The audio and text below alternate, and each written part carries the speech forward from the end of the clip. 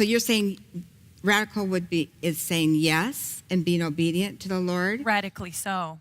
Okay, and The difference being that lots of people say, yes, Lord, but then there's just kind of a half-hearted commitment. A radical is somebody that says, I am so passionate about this that I'm going to do it afraid. That's it. Like Joyce Meyer says, I'm going to get up and I'm going to do it afraid, and I'm going to not let anything stop me. And I think that's the difference between somebody who's willing to be obedient and a radical. that is so good. And the passionate. I wrote that word down. Does that mean passionate? Yeah. And I think that the radicals are going to be those that recognize exactly the issues that I have dedicated this book to. The problems that we have in worship, the pop heresies that are taking over the teaching of the church. I think that all of the things that are currently the programs. I don't want to make anybody mad by saying this, because I do believe in programs. I mean, I'm a mom. I go to a church and they don't have a program for my kid. It's like, well, shucks, that's not the right feel. So there's nothing wrong with programs. But when programs replaces the gospel, you've got a problem. Mm-hmm. And I think that right now, everybody in the nation is tired of programs. And I think you've got young millennials, and I think you've got teenagers, and I think you have elderly too. They have their fake detectors set on high. Their radars are shooting off laser beams when they walk into a church today, because they walk in and there's a beautiful foyer and it is dead inside, like the church at Sardis. Getting into Revelation, I won't go there. That's good and I so can get heated up when we talk about Revelation. So this book would be good for pastors to read. Oh, absolutely. Absolutely. It absolutely addresses everything right now many things.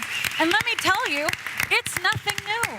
That's the thing that's so beautiful about this book, is it's nothing new. It's actually a verse-by-verse analysis of what James, the half-brother of Christ, talked about in the early church. Yeah, he had the same problems. Give me a couple things from James, because you write about James a lot in this book. I love well, actually, the whole book, it's kind of an exposition of, yes. The faith without works is dead thing. Mm-hmm. A lot of people do not understand that faith without works is dead does not mean that you are saved by works. Mm-hmm. In fact, in the Council at Jerusalem, James got together with Peter, and together they all came together and made it very clear that you are saved by faith alone. Amen. But the problem is a person's interpretation of the word faith. Yeah. Faith is a verb. Faith means that if you have the Holy Spirit within you, then you have to act like he is. Oh. And so faith is not just believing that a thing exists, like the boogeyman or fairies.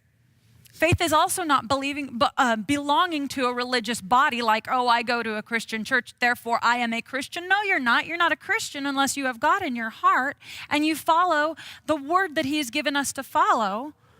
You know what I'm saying? Yeah, absolutely. And yet the social club of Christianity has completely redefined what it is to be a Christian. So faith without works is dead. It's exactly like you take a person who has cheated on his wife, but he still believes in her the way he would believe in something he can see, smell, touch, whatever.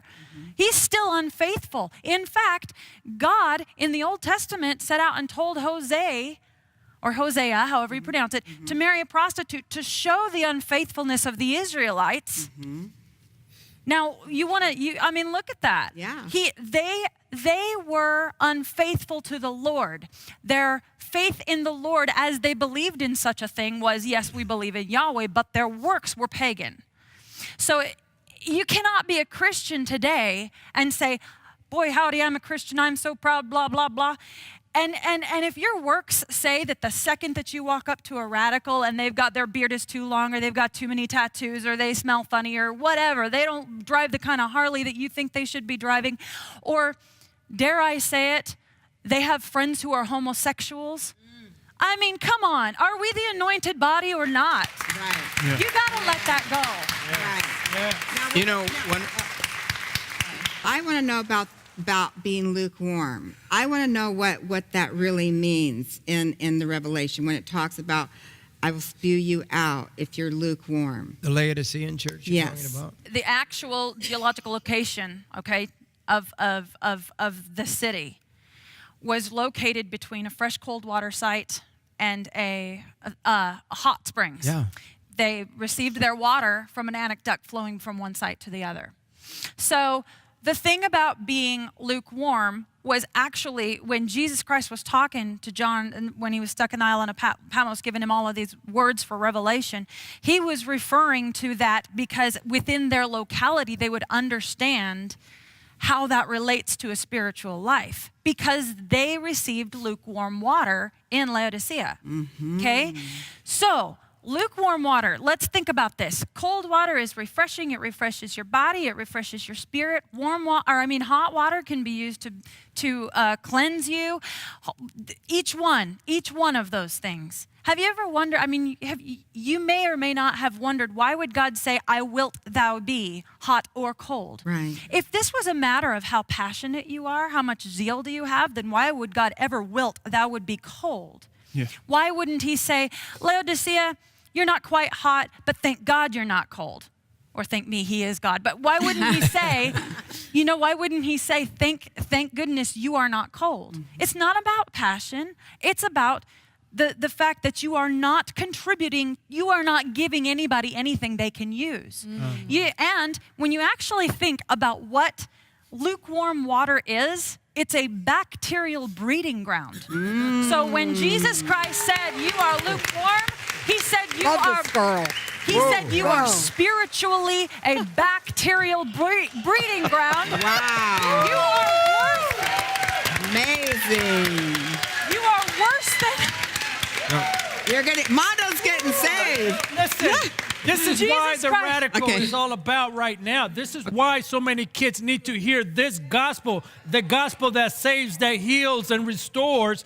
What you're preaching is what this generation is looking for. Not just this Jesus generation, Christ. all generations. So, wait. Jesus Christ told- Say this again. You're saying that it's a bacterial breeding ground. lukewarm water. And they knew that. And they knew it. The Laodiceans would have known that. It's not about whether or not you're hot on fire for God or you're cold and dead for God, or he wouldn't wilt that thou would be cold. The reason he said you are lukewarm and I will spew you out of my mouth is because they were worse than worthless. They were actually creating a bacteria that was spreading to the regions and giving a false representation of what the gospel was supposed to have been like to the early church. That is so and powerful. James knew it.